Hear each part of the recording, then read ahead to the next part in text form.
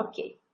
Então, a Ana, como vocês provavelmente já sabem, quase todos vocês já a conhecem, ela é professora associada na City University of New York.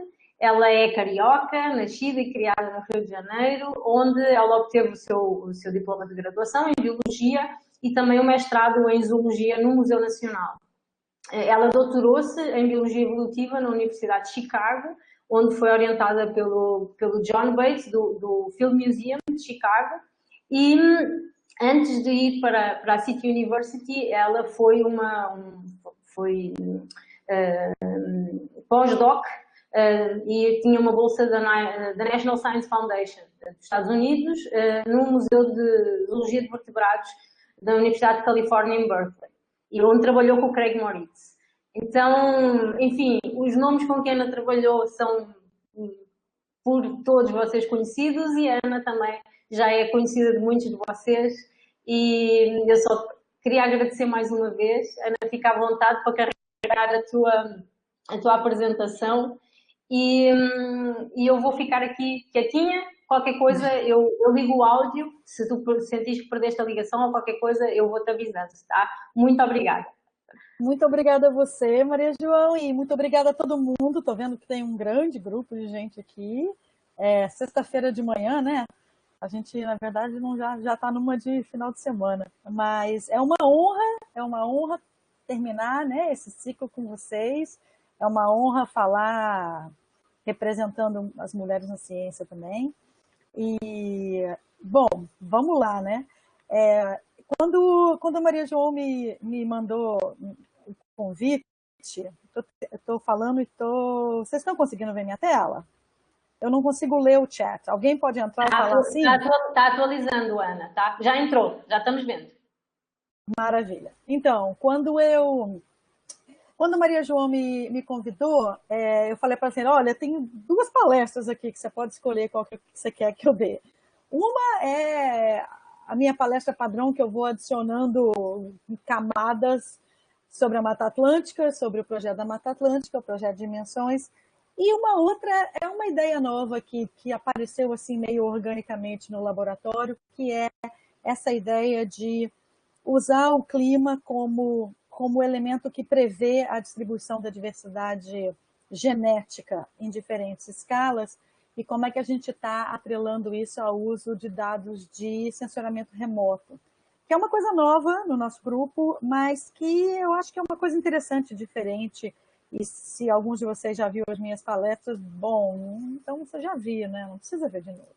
Então, aqui tem uma coisa um pouco diferente. Então, esse é o título da palestra. Eu tenho uma lista de coautores, vários deles são meus alunos, meus pós-docs e colaboradores. E o que eu fiz para essa palestra foi... ela é escrita em inglês, porque eu não sabia muito bem se vocês... qual seria a combinação de gente assistindo a palestra. Então, eu vou falar em português, mas os slides estão em inglês. Então, eu espero que vocês consigam aí fazer o pulo, mas eu acho que sim. Então, a ideia aqui é que eu sempre fiquei... Eu tenho estado muito, vamos dizer assim... a palavra não me vem na mente, é embasbacada, mas é uma palavra ruim, né? Eu tenho ficado muito surpresa e entusiasmada com a maneira com que a ciência está avançando, o modo com que a gente monitora biodiversidade por satélites, né? Ou em grandes escalas geográficas. Esse, por exemplo, essa é uma imagem do trabalho do Greg Gassner, publicado recentemente, e são diferentes vistas da região peruana Andes-Amazônia, o contato Andes-Amazônia, e isso aqui usa espectroscopia, né? E o interessante desses dados é que eles estão pegando não somente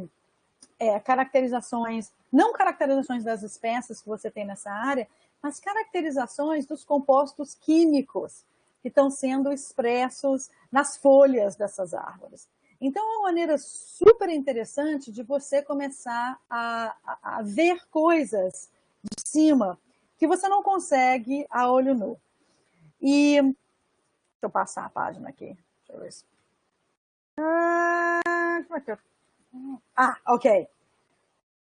Então, tem tido muito avanço nessa área de como é que você consegue, né, tipo assim, transformar a maneira da gente monitorar a diversidade, e mesmo em escalas intracelulares, mas toda vez que eu vou nessas palestras, ou que eu leio esses artigos desses grupos de cientistas que são, né, tão de vanguarda, a minha impressão, quando a gente conversa sobre monitoramento em grandes escalas e monitoramento de funções ecológicas, é que esse uso das análises de sensoramento remoto, eles são muito baseados, são muito usados numa interpretação que é calcada no presente. Como é que essas funções ecológicas, nesse caso, como é que essas funções químicas, elas estão refletindo condições atuais da floresta. E para vocês, eu acho que vários de vocês devem estar com isso na cabeça também, a gente sabe que essa diversidade de formas, de genes, de funções ecológicas, ela não só reflete condições presentes, né? O clima atual, condição do habitat atual, composição de espécies atuais, mas existe um legado histórico atrás disso aí.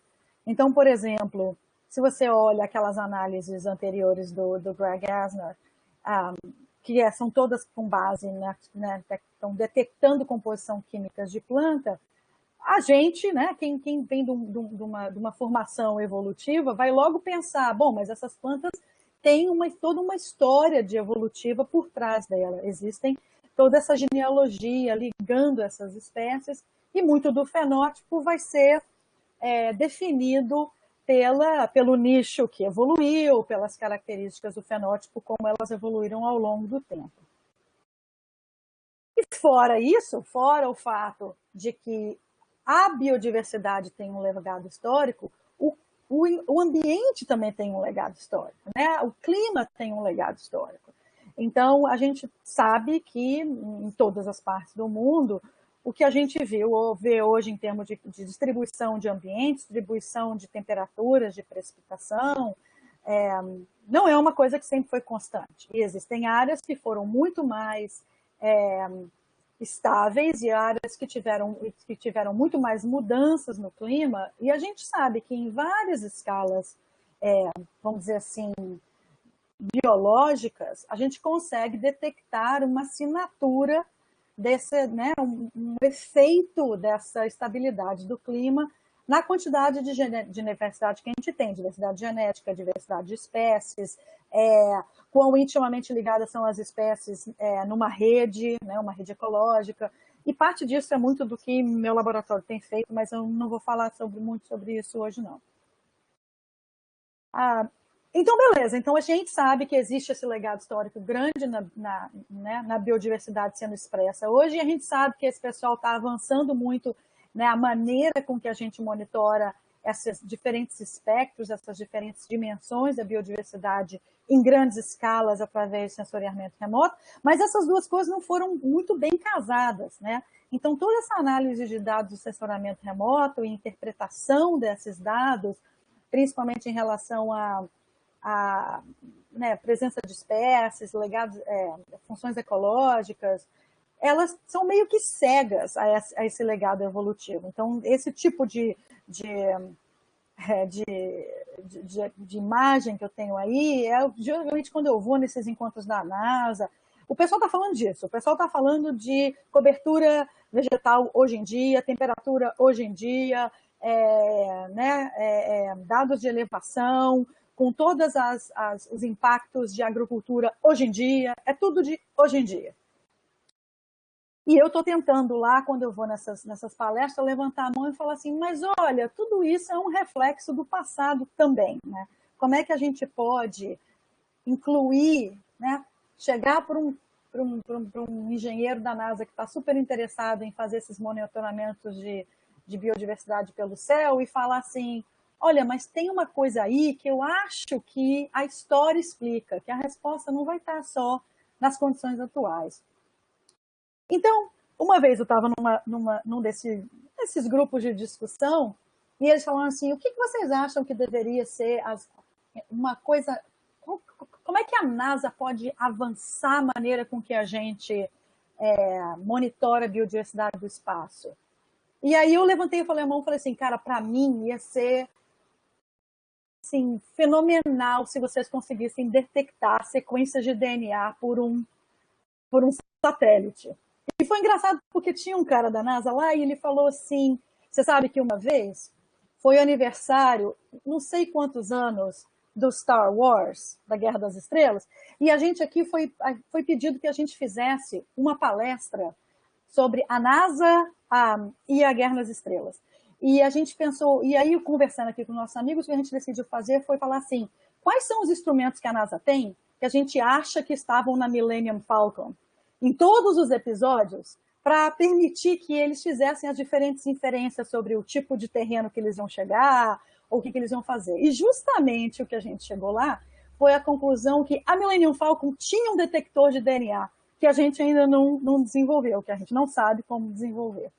Então, é claro, eu vi assim, nossa, ia ser fenomenal se a gente detectasse isso, né? A gente ia poder ir muito além do que a NASA faz hoje. A gente ia poder ver além das plantas, né? Porque a grande maioria das imagens de sensoramento remoto, elas estão, né, vendo o sinal que está do céu, e a gente poderia amostrar outros níveis tróficos, e a gente poderia, dessa maneira, melhorar a forma com que a gente prevê quais vão ser as respostas das assembleias, né, das comunidades, às mudanças ambientais do futuro.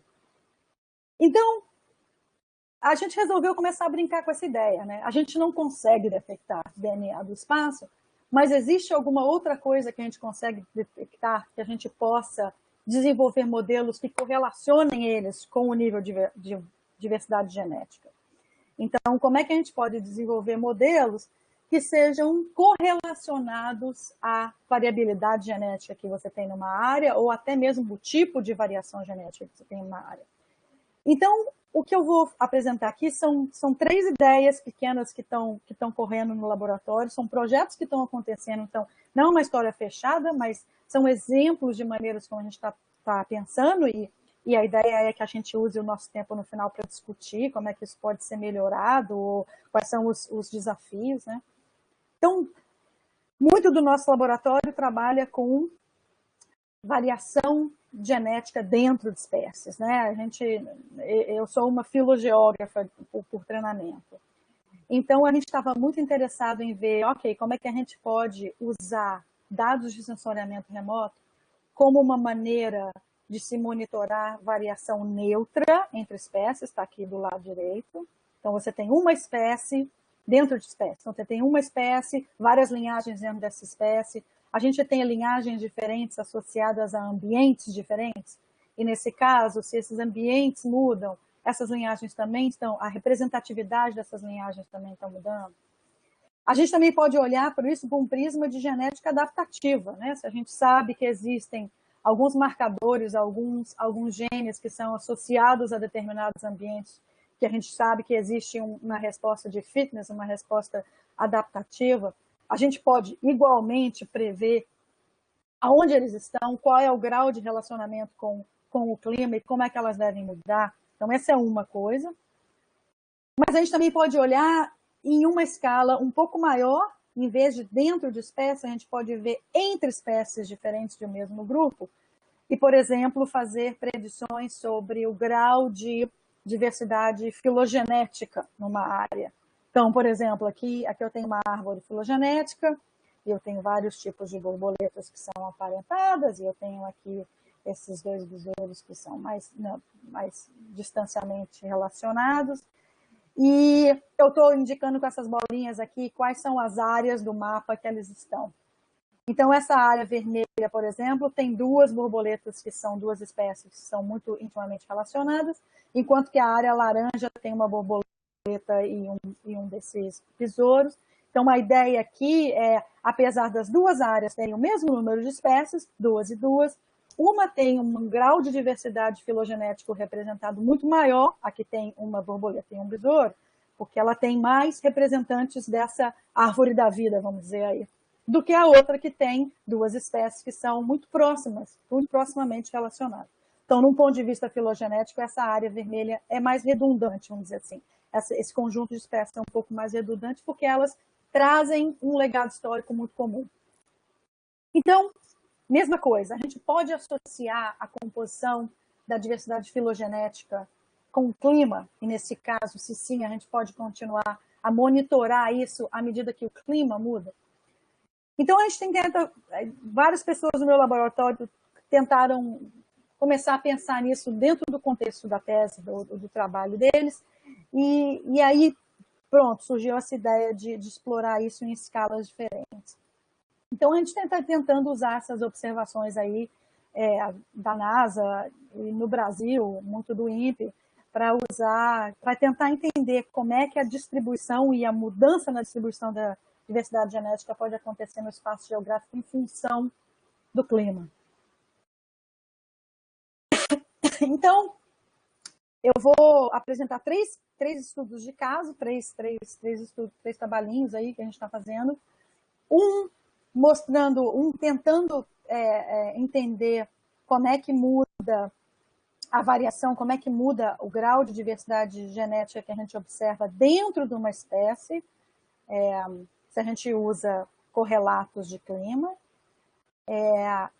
E quando a gente faz isso para várias espécies que ocupam na mesma área, então como é que a gente pode aumentar a escala desse primeiro estudo para incluir várias espécies distintas, então ainda olhando a diversidade dentro de cada espécie, mas comparando várias espécies diferentes que estão nas mesmas áreas.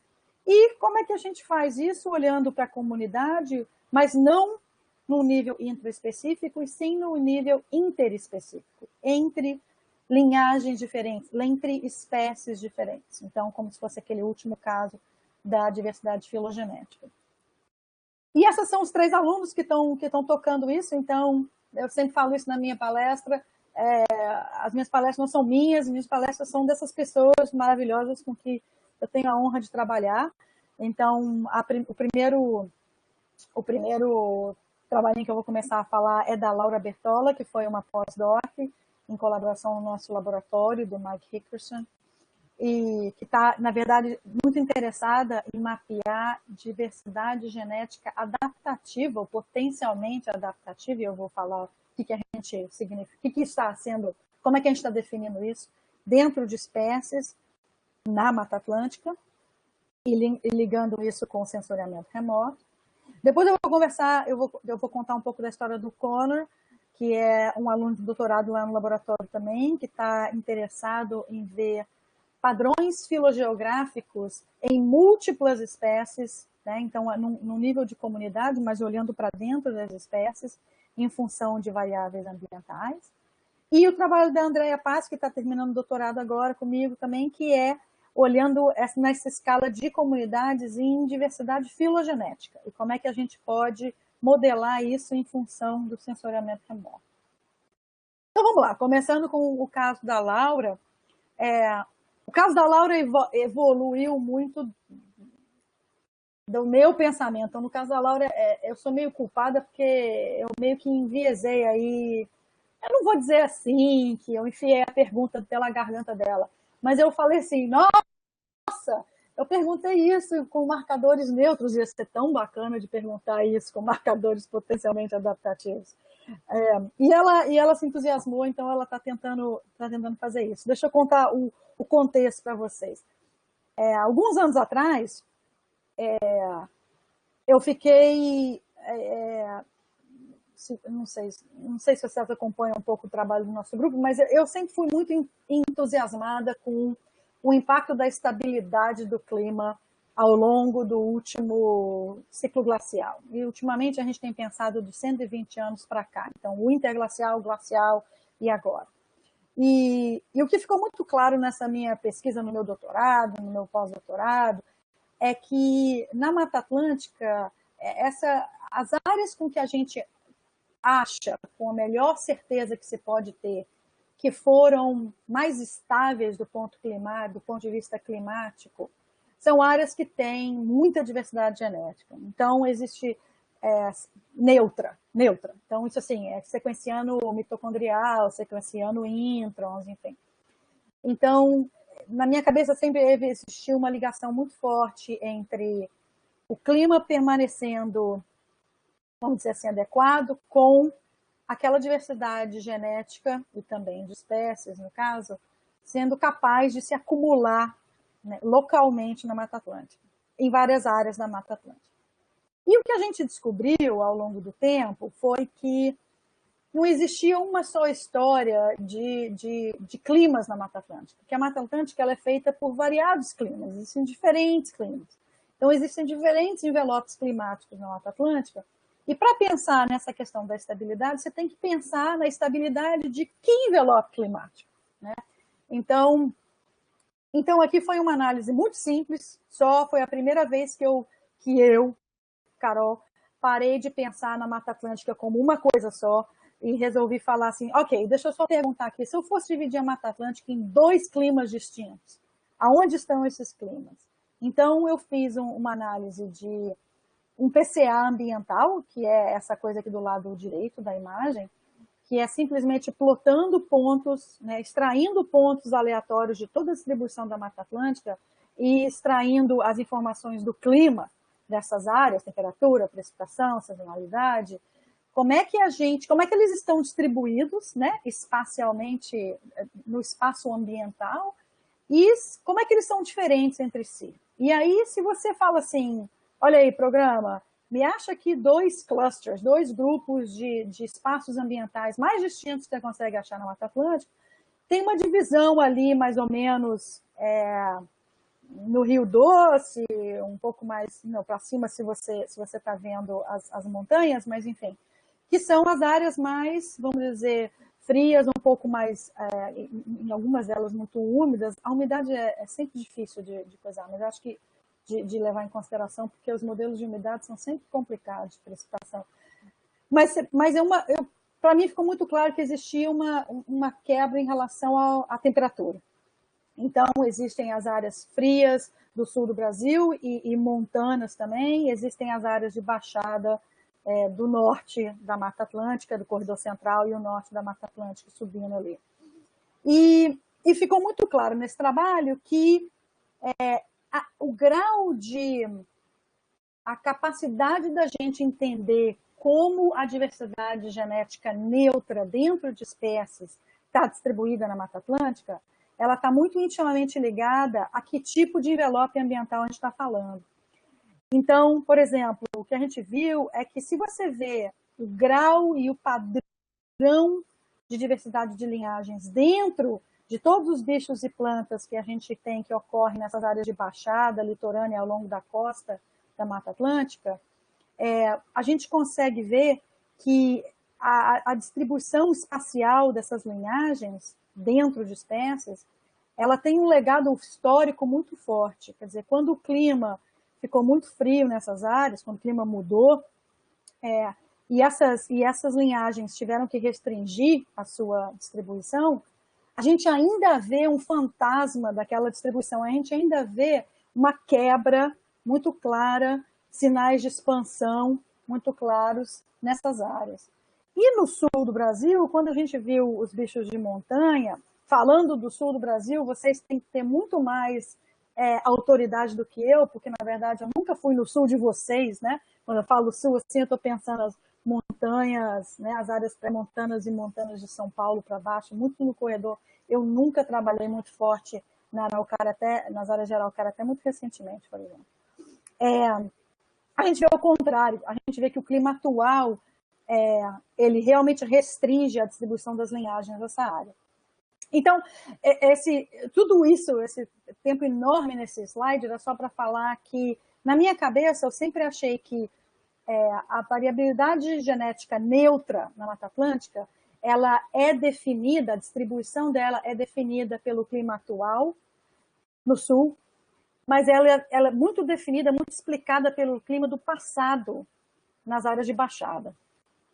E aí a pergunta lógica era, isso também acontece quando você olha para marcadores que são potencialmente adaptativos, a gente também tem um legado histórico quando se olha para SNPs, né, vamos dizer assim, para polimorfismos na sua sequência de DNA, que não estejam associados à variabilidade neutra. Então, é isso que a Laura está fazendo. Então, o que a gente está fazendo aqui a gente não pode usar só os dados de sangue, daquele sequenciamento mitocondrial que a gente usou antes, que a gente está usando aqui são milhares de marcadores que a gente está gerando para umas 20 espécies diferentes que têm uma distribuição ampla na Mata Atlântica, do Sul, no Norte, ou até mesmo bichos e plantas que têm uma distribuição total mesmo. E a gente está realmente perguntando, assim, a gente vê mais, uma prevalência maior de mutações que são potencialmente relacionadas ao clima atual no Sul e mais relacionadas ao clima passado. Na verdade, no passado a gente está usando o último glacial, no Norte. E esses são os resultados preliminares que eu estou totalmente empolgada, apesar de quanto mais espécies a gente junta, mais barulhento vai ficando o dado, mais sujo vai ficando o dado. Né? Mas tudo bem. Eu trouxe para vocês dois bem bonitinhos, porque só para vocês entenderem como é que a minha cabeça está pensando. Então, aqui, o que eu estou plotando nessas bolinhas aqui embaixo é quantas mutações que não são, vamos dizer assim, que elas não estão seguindo o padrões de mutações da história neutra. Então, depois que você retira o legado da história neutra da sua análise, existem algumas mutações que estão associadas à mudança climática, que a gente mede no espaço geográfico. Ou seja, se você tem uma área na Mata Atlântica, você tem um SNP, sei lá, numa posição lá, você tem A em todas as áreas que você tem um clima mais seco e T em todas as áreas que você tem um clima mais úmido, uma coisa bem assim, bem simplificamente falando. E o que a gente estava interessado era ver qual é o número, qual é a representatividade dessas mutações. E o que a gente está achando, o que a gente está descobrindo, é que a gente tem um número, o que a gente está descobrindo é um número muito maior de mutações no Sul, que elas mudam ou elas estão espacialmente distribuídas de acordo com o clima atual. E um número muito pequeno de mutações que estão estatisticamente associadas com o clima do passado. E no Norte, nos bichos de baixada, é o contrário. Então, a gente tem muitas assinaturas do clima de passado, muitas mutações que estão no mesmo espaço geográfico, no mesmo lugar, que tiveram climas diferentes. Então, isso é uma ideia que para mim está sendo super bacana, e a ideia é, se a gente encontra essas associações estatísticas, a gente pode continuar, e elas são ao clima, a gente pode continuar a monitorar o clima e, com isso, fazer um modelo de como que a gente acha que essas associações vão estar mudando, ou traqueando, ou não. Né? Então, essa é a história que a Laura está fazendo, e estamos aí escrevendo paper, se Deus quiser, daqui a pouco a gente lasca aí para todo mundo meter o pau e mandar comentário. A outra ideia do Conner é diferente. O Conner não queria saber de adaptação, que ele falou, é muito complicado esse negócio de eu detectar né, a adaptação, me requer muito dado genético, eu não tenho dado genômico, mas eu tô super interessada em ver dados de barcode. O que eu posso juntar dos dados de barcode que existem, ele começou na Mata Atlântica, e ver se eu consigo delinear modelos que relacionem a variabilidade dentro de espécies com dados de barcode para determinadas áreas. Só que aí o que o Conner descobriu é que para esses modelos funcionar com dados de barcode, só a Mata Atlântica não dava. Não tem suficiente dado para a gente parametrizar um modelo, porque a gente não tem um N suficiente. Então, o que o Conner falou assim, ó, foi mal, galera, eu vou sair da Mata Atlântica porque o único jeito que eu consigo explorar se existe algum sinal nos dados é se eu juntar dados do mundo inteiro. Então, o que ele desenvolveu um script para realmente extrair todos os dados de CO1 que existe graças ao BOLD, que é um sistema que acumula os dados da barcode, E ele resolveu focar em insetos terrestres, porque era um grupo que estava bem amostrado, melhor amostrado, com uma cobertura mais ou menos similar entre áreas do mundo.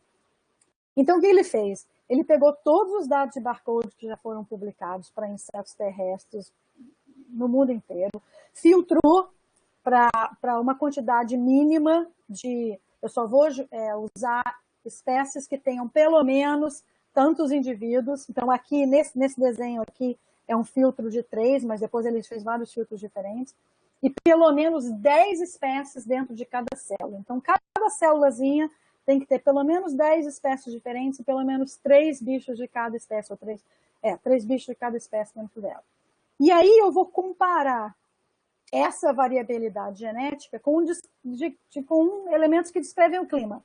Então, ele usou Chelsea aí, que é como se fosse um World Clim, usa dados, na verdade, Chelsea usa dados de, não de sensoramento remoto, mas de estações meteorológicas, mas ele usou esses índices que determinam, índices que descrevem a heterogeneidade do habitat que vem de sensoriamento remoto.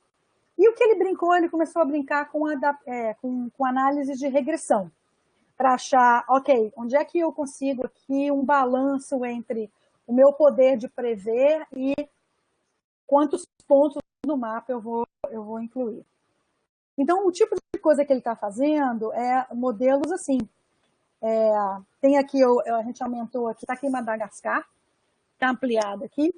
Esse modelinho, esse modelo não, essa figura do lado esquerdo, são os dados crus, os dados das observações. Então, para cada ponto aqui, a gente dividiu isso em grid, em cada célula a gente tem uma observação, que alguém foi lá, ou várias pessoas foram lá, e qual é a diversidade genética que você tem, considerando várias espécies, qual a diversidade genética dentro de cada espécie. Para sumarizar isso, a gente está usando Hill numbers, números de Hill, que na verdade vamos dizer assim, uma curva de distribuição, uma frequência, né?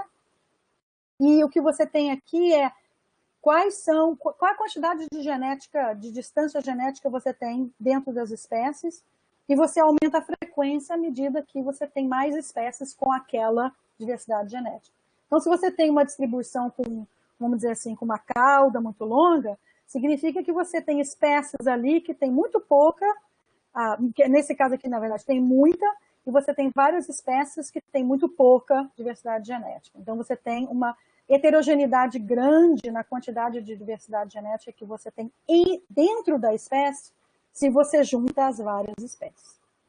Então, o que você consegue? Você consegue ter um número só, que resuma quão ampla é essa curva, né? Então, qual é o grau de diferença, quão dissimilares são a distribuição da variabilidade genética se você compara as diferentes espécies. Então, são essas cores aqui. Então, o Hill 1 alto significa, né, você vai ter, aqui são áreas que têm mais dissimilaridade, menos dissimilaridade. E se você usa esse número, você pode comparar esse número com o clima, ver quão relacionados eles são e gerar um modelo que vai te preencher os buracos das áreas que você não tem dados significativos. E você pode ver quão bom esse modelo é. E esses modelos, claro, eles vão ter muito ruído, né? Mas o interessante é que esses modelos dão algumas informações bacanas para a gente. Então, por exemplo, aqui, deixa eu ver se eu vou passar. Tá demorando, acho que a minha... Deixa eu ver. Tá passando para vocês? Ainda não, Carol. Tá no mesmo slide. Nem para mim. Eu vou tentar. Deixa eu ver se eu consigo estar aí. Passou? Boa. Passou. Voltou. Ok. Então o que a gente está tentando fazer é realmente olhar qual é esse grau de que a gente está chamando de genetic evenness, né? Quão diferentes ou quão similares são esses graus de variabilidade intraespecífica entre as espécies diferentes.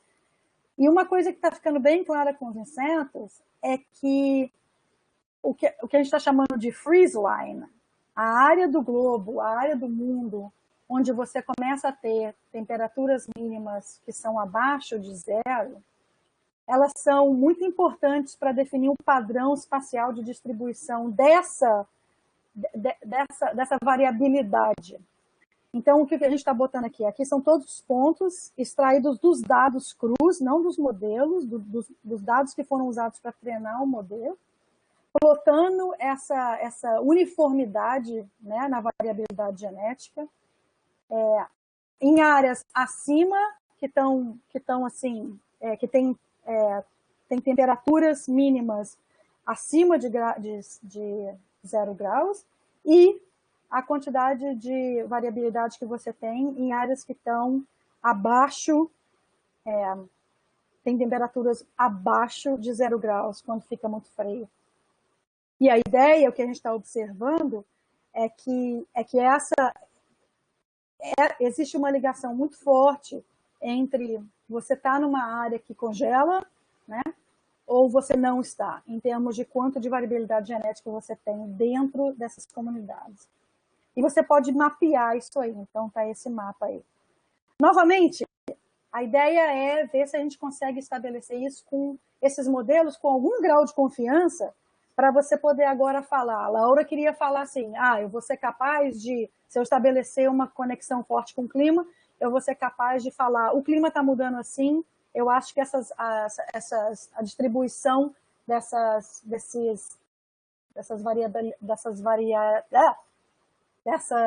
variações adaptativas vão mudar dessa maneira.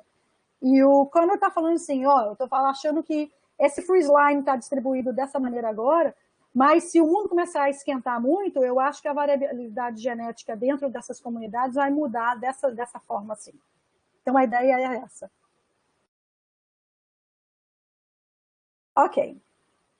E por último, Andréia, que está interessada numa outra questão, que é, não quero saber de variabilidade dentro de espécies, eu quero saber variabilidade dentro da árvore da vida, entre espécies, né? Como é que a gente pode modelar, se a gente pode modelar a distribuição de diversidade filogenética em função do clima.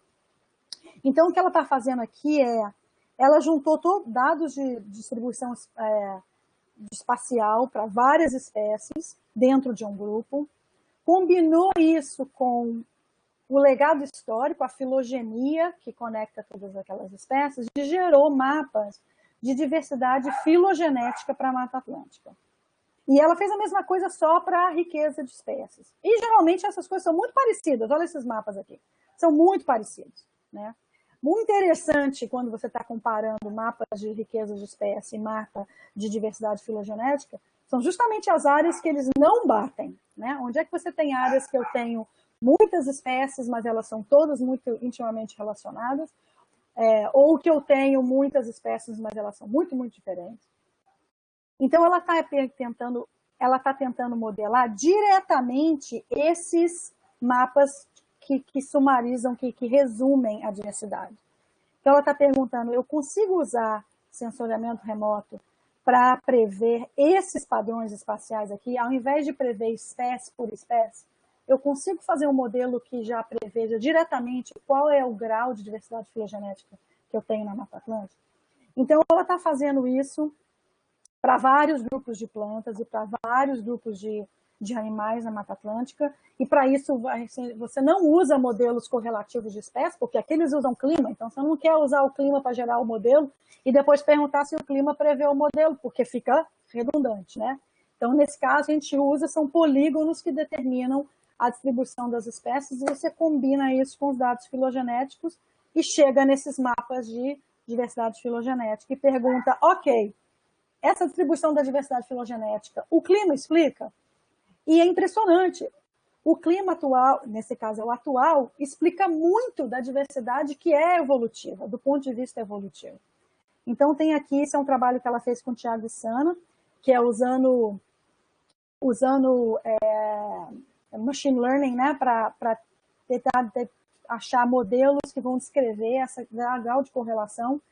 E o que a gente está descobrindo é que a gente tem uma capacidade muito forte de prever diretamente quanto de diversidade filogenética a gente deve encontrar na Mata Atlântica para determinados grupos, sem precisar fazer espécie por espécie. Só a métrica que resume mesmo. E a ideia então, esse é o seu sistema que a gente está achando que tá o mais interessante para se desenvolver um modelo, vamos dizer assim, que preveja futuro ou que possa ser feito de uma maneira de tempo a tempo. A ideia é começar a mapear essa diversidade filogenética e prever como ela vai mudando ano a ano com base no clima. Então, por exemplo, aqui esse é um mapa de diversidade filogenética com base nas coleções de 2015 e o clima de 2015. Eu posso, então, tipo assim, projetar esse mapa para 2016 e falar, ok, dado o que eu aprendi em 2015, como é que essa distribuição ficaria em 2016, em 2017, 2018, em 2019? Então, a verdade é que a gente está tentando fazer mapas que vão dizer assim, olha, a tendência é que a mudança na diversidade filogenética seja nesse sentido. A mudança da diversidade filogenética vai se dar nesse sentido? Provavelmente não, dependendo de quão facilmente para as espécies é traquear aquele ambiente, certo? Então, a ideia é gerar esses modelos que depois vão ser refinados com a capacidade de dispersão, a história natural das espécies, né? Mas a ideia aqui é realmente criar, vamos dizer assim, uma lente para os órgãos de governo ou para quem está interessado em conservação, de falar assim, ó, a gente não consegue monitorar a diversidade de cima, mas a gente consegue monitorar o clima. Então, dado o grau de correlação que a gente vê, a gente consegue usar isso como uma lente. O modelo é quase uma lente. Né? Ele está falando assim, ó, dada essa mudança no clima, o que a gente espera é essa mudança na composição da diversidade filogenética nessas comunidades. E aí, o que isso diz para você? Diz justamente essas áreas de resíduo. Quais são as áreas que esses modelos acham que vão acabar ganhando diversidade filogenética relativamente à quantidade de espécies que tem? Ou perdendo diversidade filogenética em relação à diversidade que tem? Então, por exemplo, para esse grupo, o que o modelo está falando é assim, olha, à medida que as coisas estão esquentando, a tendência é a gente acumular diversidade filogenética nessas áreas de montanha que tem aí na Serra do Mar. Que é bacana, faz sentido. Então, eu acho que é essa conversa que eu queria ter com vocês, que a gente está tentando sair um pouco de pensar só na genética e tentar chamar, né, a comunidade que trabalha com sensoriamento remoto para parar de trabalhar só com sensoriamento remoto e combinar essas duas coisas para a gente conseguir testar maneiras diferentes de pensar em modelos que preveem a distribuição de diversidade ou que monitorem a diversidade pelo céu, né, de cima, em grandes escalas.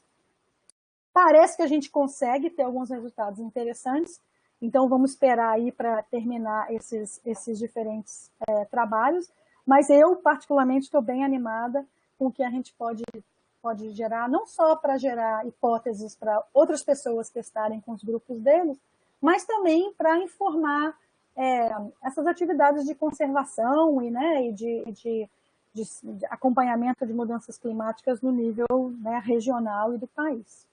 E com isso eu agradeço a atenção de vocês, agradeço o laboratório, agradeço meus colaboradores e todo mundo que vem me financiando. E é isso. Eu vou tirar aqui a minha apresentação. Deixa eu ver. Muito obrigada. Muito obrigada, Carol. Eu acho que foi uma aposta ganha. Fiquei muito feliz de ter escolhido esta palestra e não a da Mata Atlântica. Lamento a quem ficou, em quem estava à espera, mas acho que foi excelente. Eu tenho algumas perguntas, mas eu vou já abrir para perguntas aqui do pessoal que está assistindo. Gente? Bora lá, pessoal, não tenha vergonha não, escreve aí. Claro, Nelson, por favor. Bom dia, pessoal. Oi, Carol, tudo bem? Oi, Nelson, saudade, tudo bom? Tudo bom. Pois é, era pra gente se encontrar em Curitiba esse ano, né? Então Pois é, né? não houve condições. Bom, parabéns pela palestra, Carol. Acho que é sempre super inspirador te escutar e ouvir essas ideias diferentes, né, que a gente fica pensando. Uma das que eu fiquei pensando em relação ao trabalho da Andrea foi essa correlação tão forte com o clima atual. Porque a primeira impressão que eu tive, assim, só vendo os resultados agora, né, é que então se tem uma correlação tão forte com o clima atual, isso não significa, de repente, que num certo sentido, e é quase uma provocação essa pergunta, né? Então, num certo sentido, será que o passado é menos importante do que a gente imaginava? Já que o clima no presente parece ter uma correlação tão forte? E, por outro lado, será que os grupos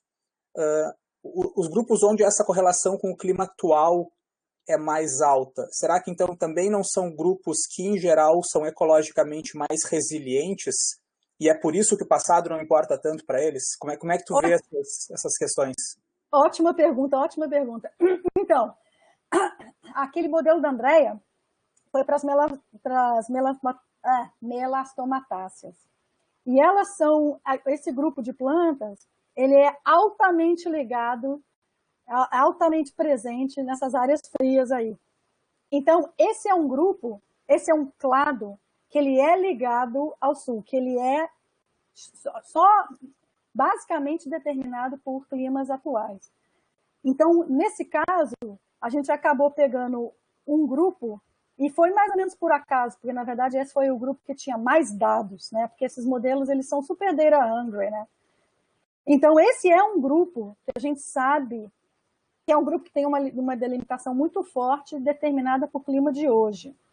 O que a gente está tentando ver agora é quão ruim é o clima atual nos grupos, por exemplo, das bromélias. As bromélias são associadas a ambientes mais quentes, de litoral, as bromélias que a gente tem dados, que são os ambientes mais costeiros, muito na Bahia, né? Então, para essa galera, eu acho que esse modelo da Andrea não vai funcionar tão bem.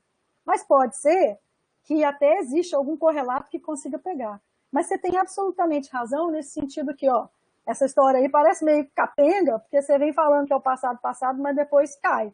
E realmente cai, mas cai porque esse grupo desse clado aí inteiro é um grupo do sul.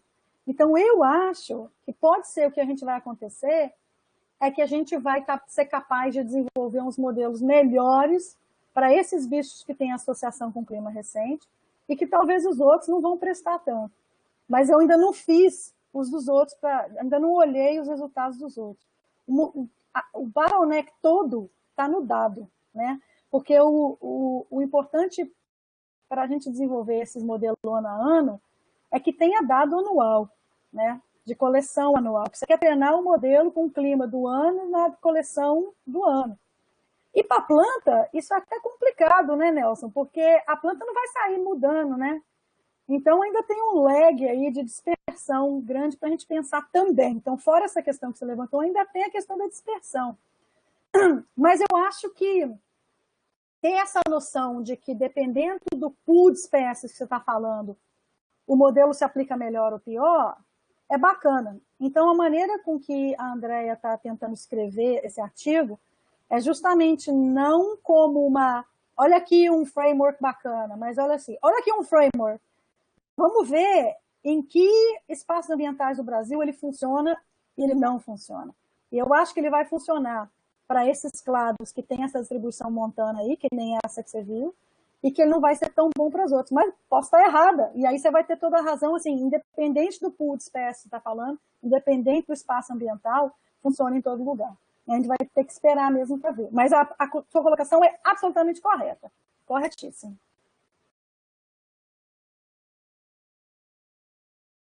Pessoal, perguntas?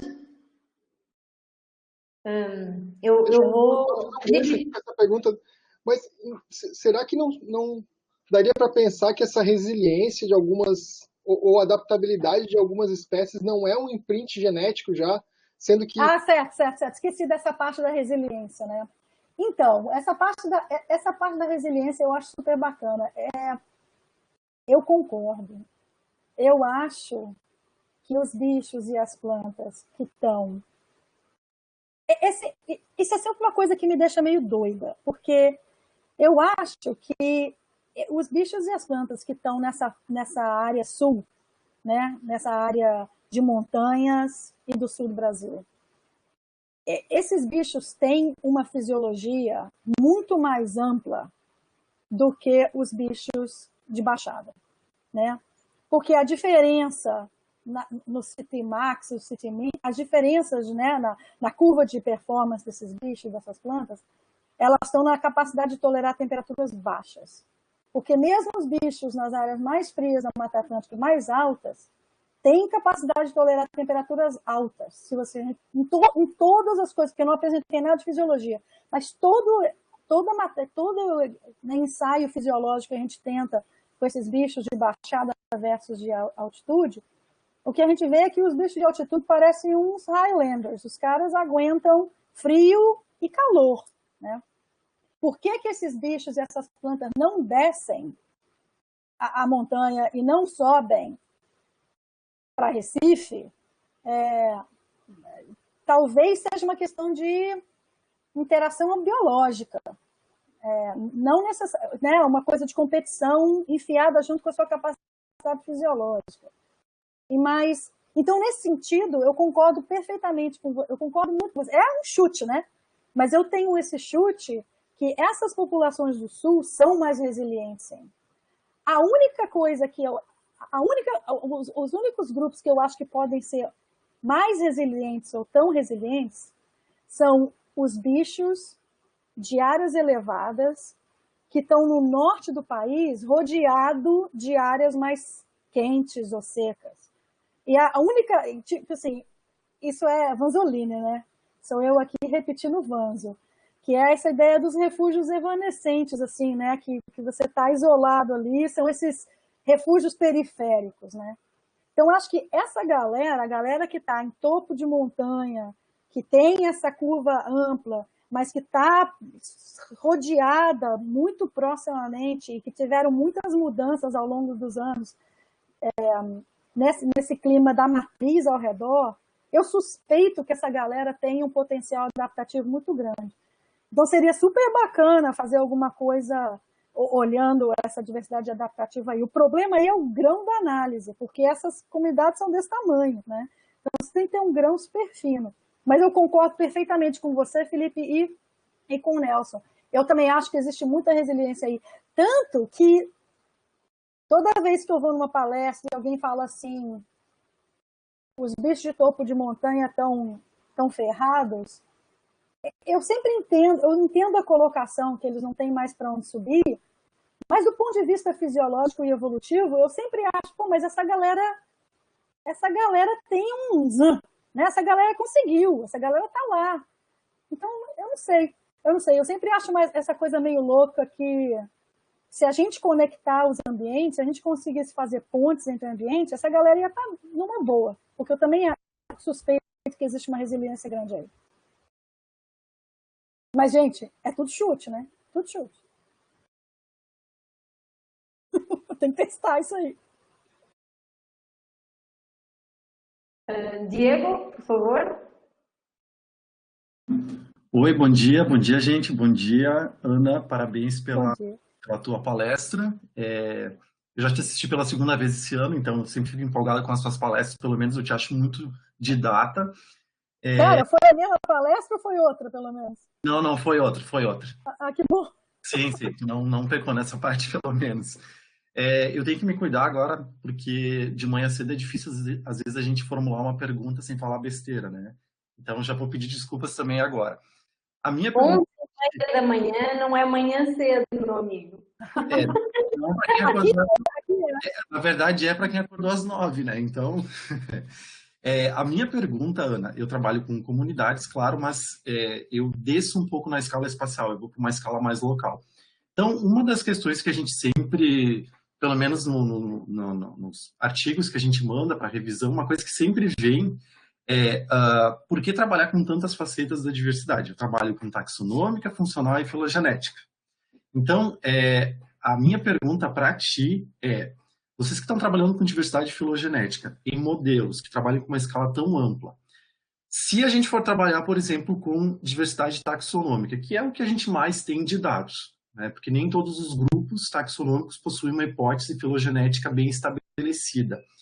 Por acaso vocês chegaram a fazer uma comparação para ver se o padrão que vocês encontram para esses grupos que têm uma hipótese filogenética bem estabelecida, então, que vocês conseguiram avaliar a diversidade filogenética, esses padrões conversam com os padrões da diversidade taxonômica nessas abordagens em macroescala ou não é bem assim?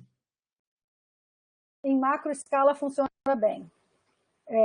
Porque sempre existe uma correlação muito grande. Se você plota, né, a diversidade nessa escala da Mata Atlântica inteira, vamos dizer assim, se você plota riqueza de espécies por diversidade filogenética, elas são bem próximas. O que você tem umas áreas que são outliers. Você tem áreas que concentram mais diversidade filogenética do que riqueza de espécies, né, e vice-versa. Mas por isso que eu acho que é uma questão da escala. Se você pegar uma escala pequena, ou vai funcionar super bem, ou não vai funcionar nada, né? Então nessa escala, para a gente, que a gente está vendo, está funcionando bem. Existem áreas da Mata Atlântica que você consegue achar, assim, para esses grupos aqui, essas são as áreas que você tem muito mais linhagens relativamente ao número de espécies. Ou muito menos linhagens relativamente ao número de espécies. Isso é uma coisa bacana de se ver, né? Tipo assim, se você é interessado naquele grupo, você vê. Se você está, tipo assim, eu trabalho nessa areazinha aqui somente, aí eu acho mais complicada essa coisa, porque você está muito dependente daquela situação ali, né? Mas eu não estou entendendo por que esses revisores estão te falando que você está olhando para muitas dimensões. Qual o problema de se olhar para muitas dimensões? Não estou vendo por que os caras estão te dando tanto trabalho em relação a isso, não. O pior é que é uma pergunta recorrente, não foi só em um manuscrito, foi em mais de um. Que loucura! Enfim. Se eu fosse te fazer uma pergunta como um potencial aluno para essa área, a tua dica seria o quê? Foca em só uma ou trabalha com todas as facetas possíveis? Um aluno de quê? Um aluno de mestrado, um aluno de graduação, um aluno de doutorado ou um pós-doc? Um pós-doc que quer se aventurar em novas áreas. Um pós-doc eu ia falar, olha para tudo. É a minha opinião. É a minha opinião. Né? Assim, o jeito que e a gente está saindo um pouco da ciência e está indo um pouco para carreira. Não sei se estou saindo do tópico, vocês me chamam de volta. Mas uma maneira que eu achei que funcionou para minha carreira foi fazer a carreira focada num sistema. Tem gente que faz a carreira focada num método, né? Tem gente que fala assim, eu vou ser um geneticista de população. Eu vou ser um filogeógrafo. Vou fazer tudo, né? Tudo, mas eu vou usar sempre a filogeografia. Para mim, porque eu acho que eu queria ser uma biogeógrafa, eu sempre quis um sistema, né? Tem gente que, um sistemata quer um clado, né? Eu queria um sistema.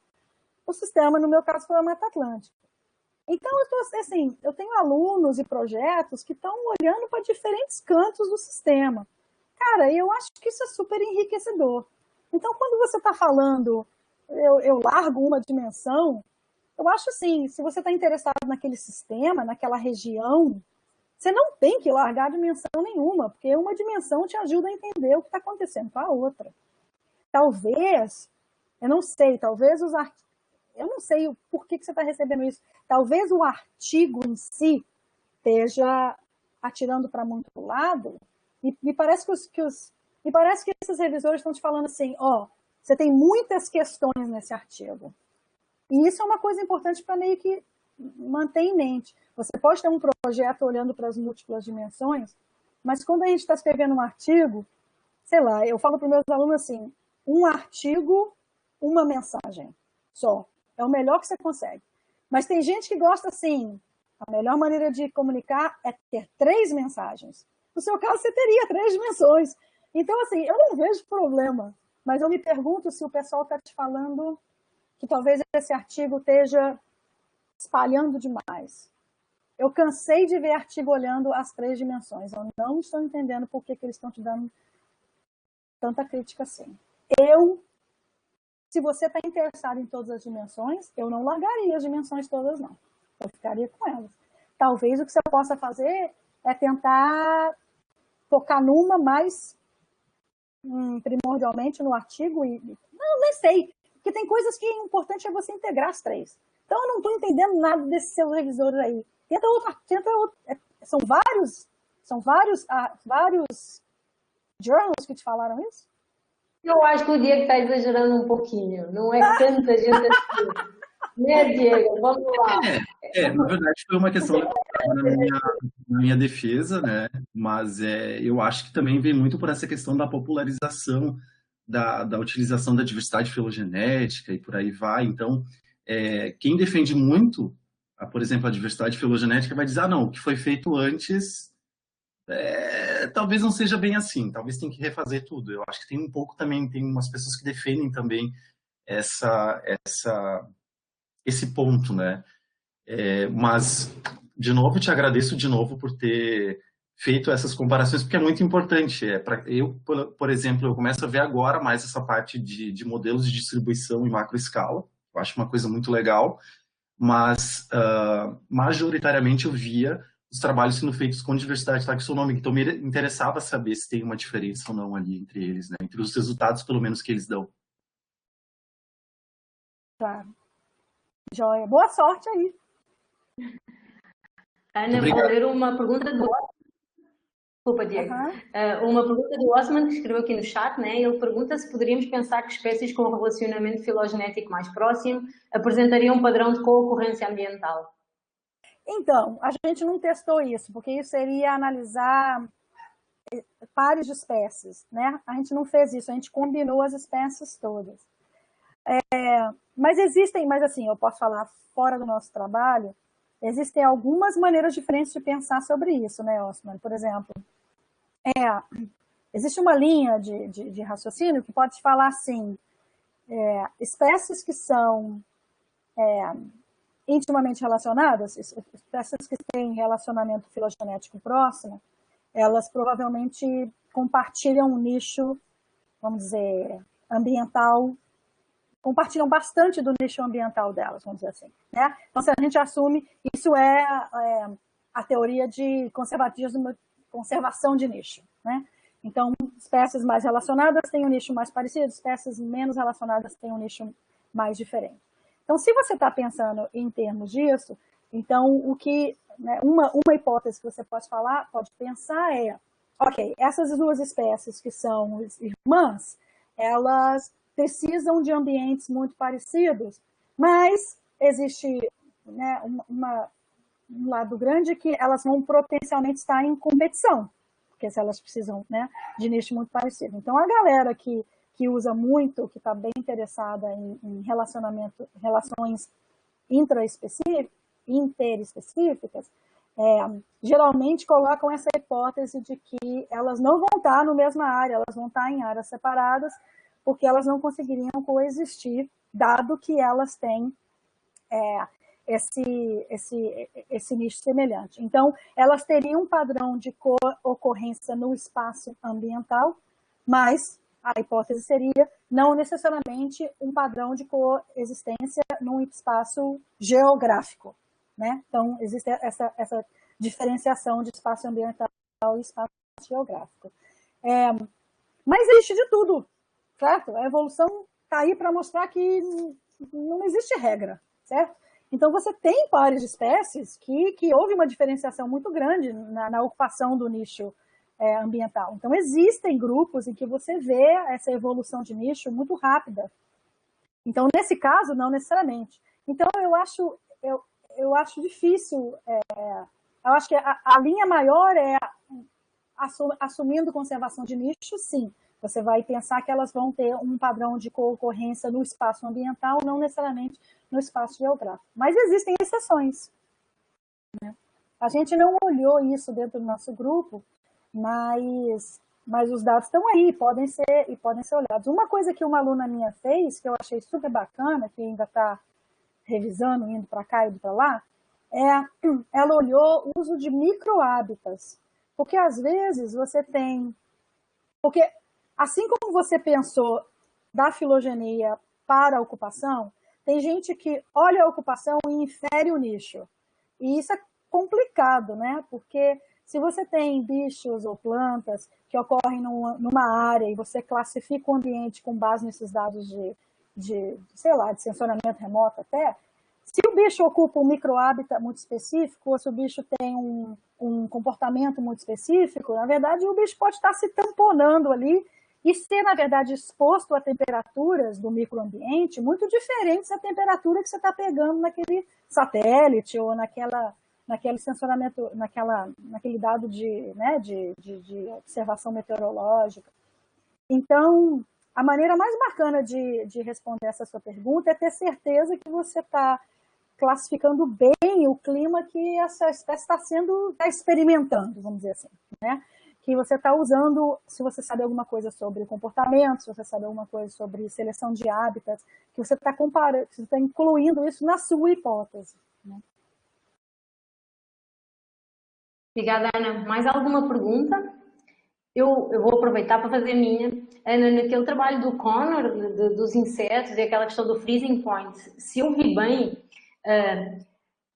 as espécies de insetos que estão em zonas, em regiões que não atingem esse freezing point, elas são mais diversas geneticamente, mas mais homogéneas nessa diversidade. Exato. Ok. As outras, exatamente, então as outras são mais heterogéneas, mas tu tens muitas espécies dessa região, dessas regiões de freezing point, também muito diversas ou muito menos diversas. Exato. E a pergunta... Exato, né? Então você tem uma heterogeneidade maior, mas acontece, o problema, a única coisa que é o glitch aí, é que eu ainda não estou muito satisfeita com esse GDE aí, porque você vê uma certa influência da média de variação genética no índice. Então leva junto um sinal da quantidade de diversidade genética. Então, o que a gente tem que achar é uma maneira de desassociar essas duas coisas. A quantidade de variabilidade que você tem da distribuição que você tem. Mas a minha pergunta é, se caso depois de fazer essa dissociação, os padrões se mantenham mais ou menos parecidos com o que vocês têm agora, eu estava a pensar quando tu falaste agora da questão de quando ouves as palestras, que os bichos da montanha não têm por onde fugir, será que nós não temos aí os bichos capazes de fugir para qualquer lado, mas também aqueles que não são capazes de fugir para lado nenhum?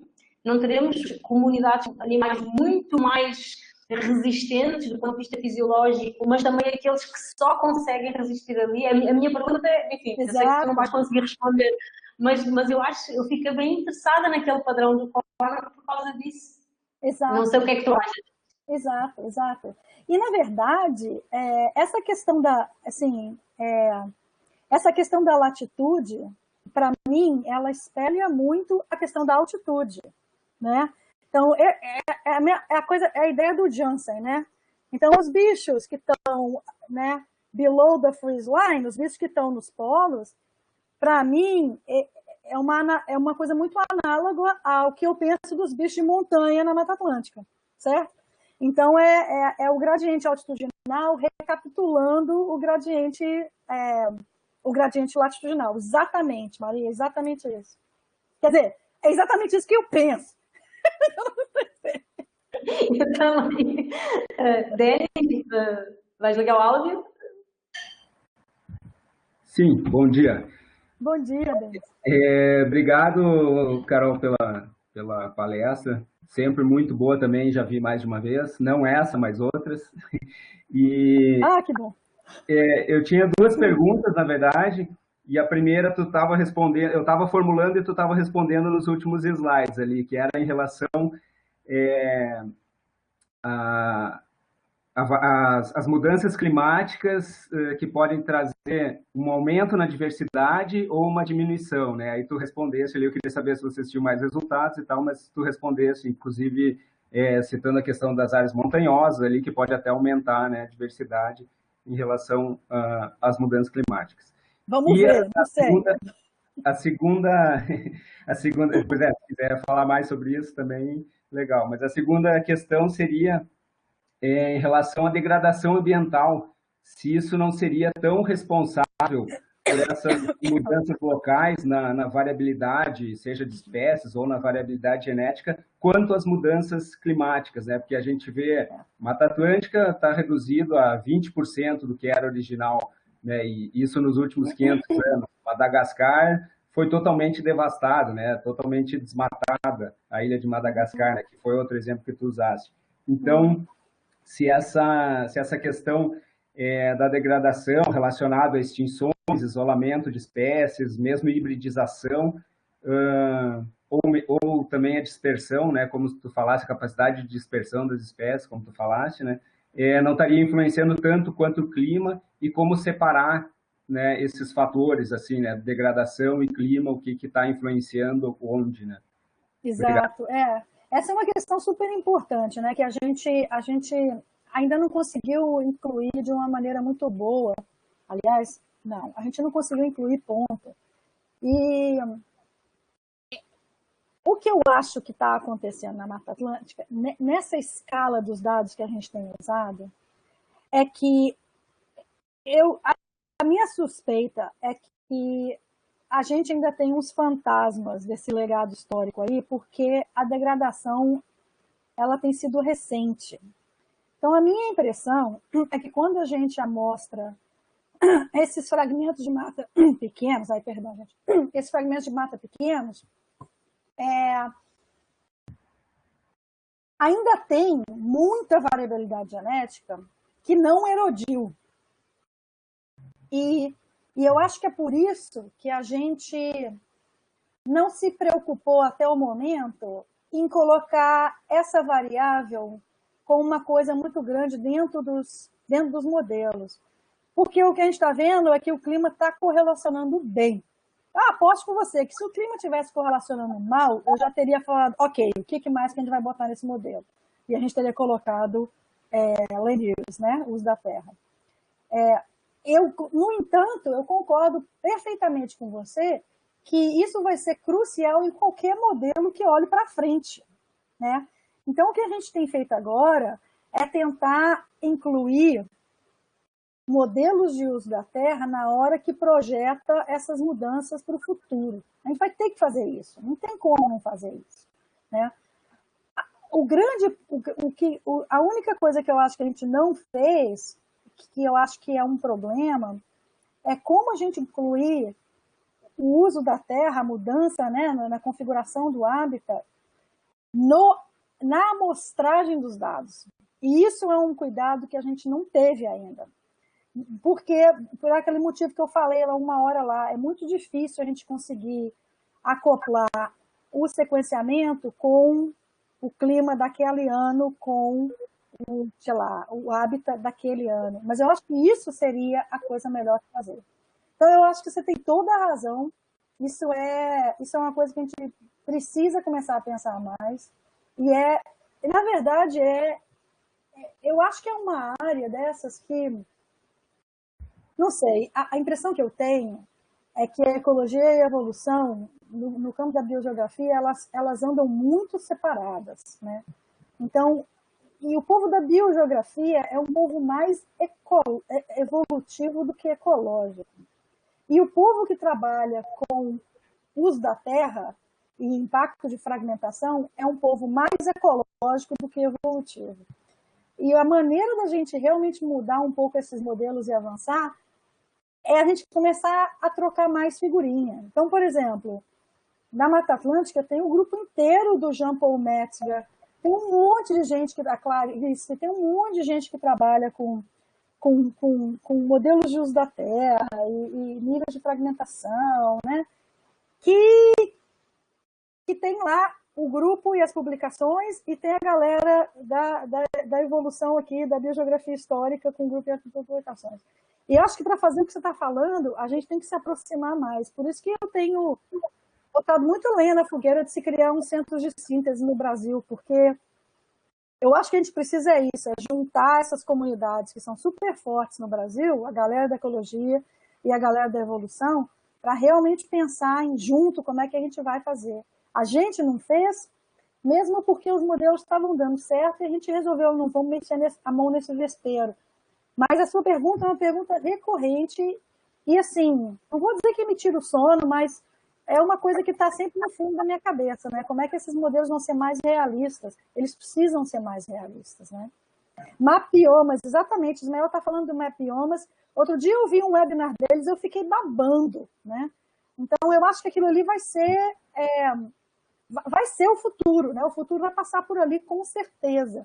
Eu acho que existe um potencial imenso da galera que está pensando no ponto de vista histórico de usar esses dados de mudança do nível de fragmentação.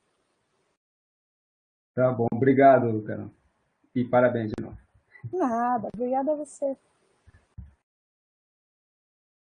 Pessoal, mais perguntas? Carol, só fazendo um comentário, né? Esse divórcio é muito comum em várias áreas. Né? Nós tínhamos isso também, agora bem menos, entre ecologia de comunidades e pessoal que trabalhava mais com evolução e genética de populações. E agora, desde aquele trabalho seminal do Veland em 2010, que ele faz um paralelo, né, entre os processos que gerem a montagem de comunidades e os processos que também levam à diversidade genética, nós estamos conseguindo casar isso. E enquanto não aparece, acho, nenhuma pergunta, eu ia te perguntar isso. Tu achas... Nós fizemos um trabalho até com aspectos de fragmentação na Serra da Bodoquena, lá em redor do Pantanal, e trabalhámos sobre essa Species Genetic Diversity Correlation, né? E vimos que, de facto, algumas espécies representam muito melhor a comunidade do que outras. E estava aqui a tentar, né, transferir um pouco para aquilo que tu apresentaste.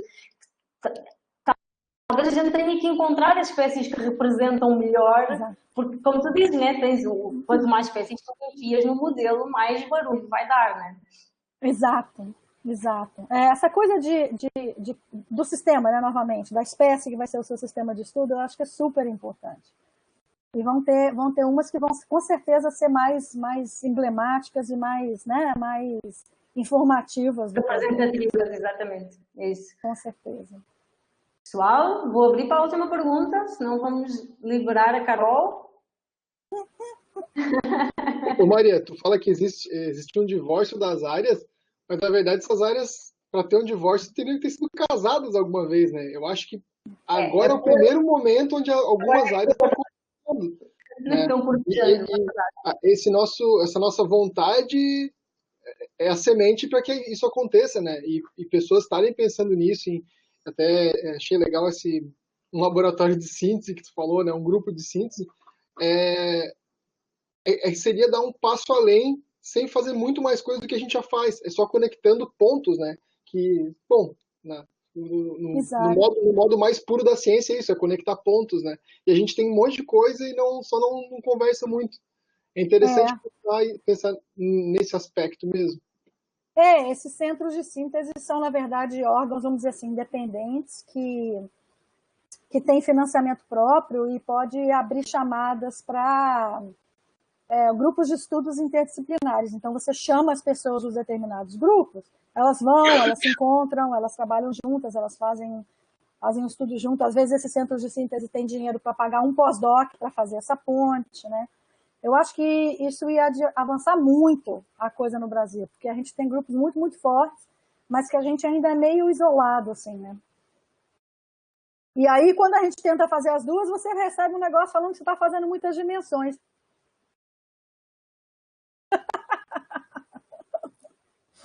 Não, é verdade. Não é, Diego? Beleza, gente. Se não há mais perguntas, eu vou agradecer muito mais uma vez a Carol. Ciência, também pode ser. Pergunta de carreira, vida, qualquer coisa. Aproveita que eu estou aqui. Maternidade, de ser mãe, ser cientista, Isso, ser qualquer professora, coisa. fique à vontade. Mas eu vou agradecer à Carol muito e vou dizer à Carol que ela é sempre bem-vinda nos nossos seminários. Nós vamos fechar por hoje. Os seminários de 2020 fechamos com uma chave de ouro maravilhosa. Que isso. Ainda não decidimos quando é que vamos retornar, mas como as aulas da graduação vão já começar em janeiro, provavelmente em fevereiro nós já vamos retornar com os nossos seminários. Temos como, enfim, os nossos alunos sabem, umas sessões que são deles, são eles que apresentam, mas tentaremos sempre trazer, assim, mais nomes. Olha, já está aqui uma pergunta de intercâmbio para o teu laboratório, Carol. Sempre tem oportunidade. Agora tem Covid, não venham, que a gente não está. Mas estando interessado, mandem mensagens. Eu sempre tenho um monte de brasileiros no meu laboratório. Gente, está aqui o convite. E é isso, Carol. Os nossos seminários vão sempre a esse horário. Se tu conseguires, estarás muito bem. Tá ótimo, me manda a lista deles. Vou gostar. Mando com certeza. E mais uma vez peço à comunidade do nosso PPG que mande sugestões. Algumas pessoas escreveram, nós estamos em contato já com algumas das pessoas que foram sugeridas. E enfim, estamos aqui, a gente não vai para lado nenhum, mas só vai fechar os seminários por umas semanas para fazer refrescar a cabeça. A gente tem que fazer um brainstorm, né, Maria? Sobre os próximos. Tem que descansar, porque o semestre mais longo da história da humanidade, desde março até agora. E agradecer a todo mundo que veio hoje e que tem vindo sistematicamente, mas que veio hoje aqui homenagear a Carol. E acho que, enfim, foram brindados com uma palestra magnífica, muito pela. Obrigada, gente. Eu é que agradeço. Bom, gente, um grande abraço para vocês. Bom almoço, bom fim de semana para quem vai ter. Tá dando uma falhadinha para vocês também? Tá. Eu vou dizer o que a Maria gostaria de dizer, quero agradecer a presença de todos. Ana Carolina, se tiver sugestões, amigos, colegas que gostariam que tu acha que seria legal falar aqui também, fala com a Maria que a gente coloca no cronograma. Assim, a gente está sempre tentando trazer gente nova, diferente, e como a Maria sempre fala, mas não falou hoje, a gente está usando esse limão das videoconferências para fazer uma limonada e chamar gente de tudo que é lugar, né? Até a ideia de chamar pessoas, bom, como você, né? Era quase um sonho, tipo, vamos mandar, no máximo que ela vai dizer que não pode e tal. Então, alguns pesquisadores, como tu, foram extremamente simpáticos em estar aqui oferecendo essa oportunidade de ouvir as tuas ideias e, enfim, muito obrigado a ti e a todos que fizeram as perguntas, que fazem esse seminário valer a pena, né, Maria, para nós, esse momento que a gente ainda é PPG dentro das nossas casas. E eu agradeço e só queria colocar uma coisa na cabeça de vocês, que não se sintam assim, que as pessoas estão fazendo um favor de ir ali falar com vocês, porque para a gente essa oportunidade também é de ouro, né? A gente não conseguiria acessar e ouvir o que os alunos estão pensando e os sistemas que eles estão trabalhando, as dificuldades que eles estão tendo.